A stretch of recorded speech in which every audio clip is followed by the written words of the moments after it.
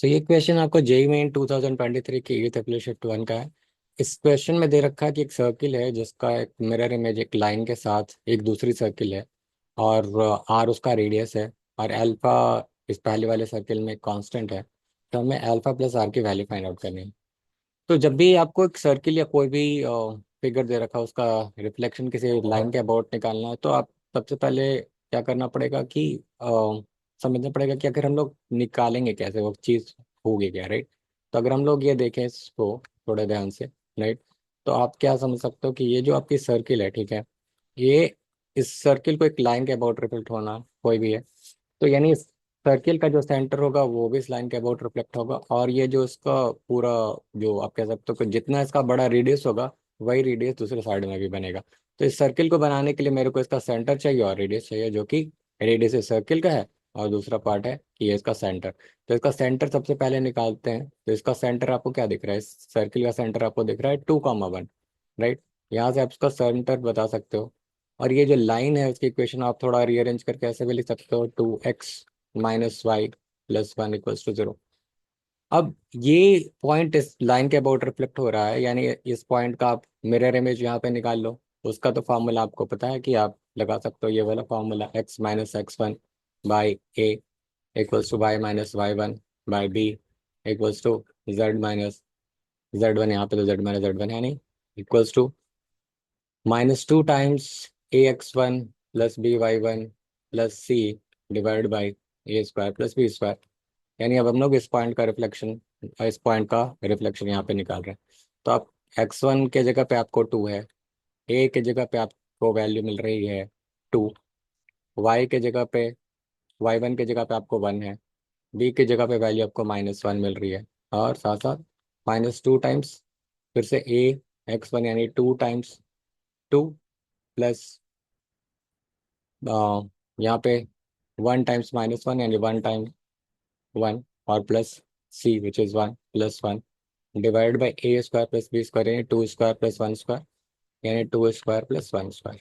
ये है आपके। तो यहाँ पे से तो ये 1 और 1 कैंसिल हो जाएगा, तो यहाँ पे आपको मिलेगा क्या, x - 2/2 =y - 1/-1, और ये हो जाएगा आपको -2, और ये हो जाएगा आपको 4, क्योंकि ये कैंसिल हो गया, तो 4/5, यानी यहाँ पे आपको मिल गया -8/5। ओके, नाउ मल्टीप्लाई इसको और इसको करके आप निकाल सकते हो। तो x - 2 will be equal to -8 × 2/5, यानी ये आपको देता है -16/5। यानी x आपको देता है 2 - 16/5, यानी आपको क्या मिल रहा है यहाँ से, 5×10 एंड माइनस -6/5। यहाँ से आपको -6/5 मिल रहा है। ओके, अब y के साथ भी वही करके देख लेंगे। तो y - 1 = आपको 8/5, -1 से आपने मल्टीप्लाई किया, तो y = 1 + 8/5, यानी यहाँ पे आपको 13/5 मिल गया। तो यानी ये आपको सेंटर यहाँ पे जो मिल गया वो है -6/5 एंड कॉमा और 13/5, और इसका जो रेडियस होगा वही सर्किल का रेडियस होगा, वो तो हमें पता है।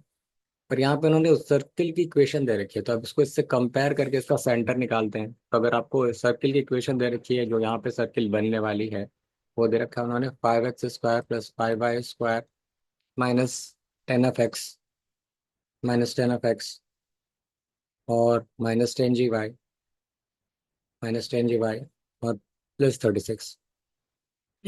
तो यहाँ पे पहले तो 5 से डिवाइड करना पड़ेगा, क्योंकि ये आपको स्टैंडर्ड फॉर्म में नहीं है। तो x² + y² -2f (2g y) and +36/5 = 0।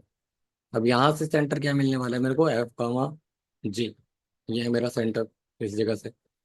और ये अगर इसको कंपेयर करूंगा तो मेरा इस ये सेंटर मिला था -6/5 13/5, राइट। ये है मेरा सेंटर। तो यानी यहाँ से आप कह सकते हो कि f = -6/5 एंड g = 13/5।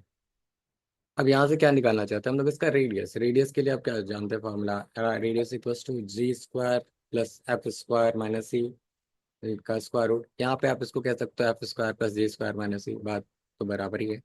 तो आप इसको लिख सकते हो f² = 36/5, 25 एक्चुअली। प्लस 169/25, और फिर ये आपको मिल रहा है -36/5।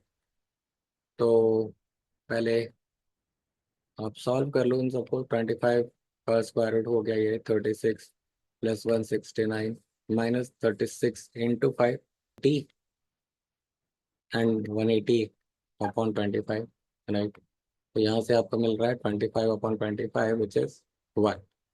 तो यहाँ से रेडियस आपको 1 मिल गया। ठीक है, तो आर की वैल्यू तो मिल गई, अभी हमें अल्फा की वैल्यू चाहिए। तो इसका भी रेडियस 1 ही होगा, क्योंकि ये और ये सर्किल दोनों एक दूसरे की मिरर इमेज है।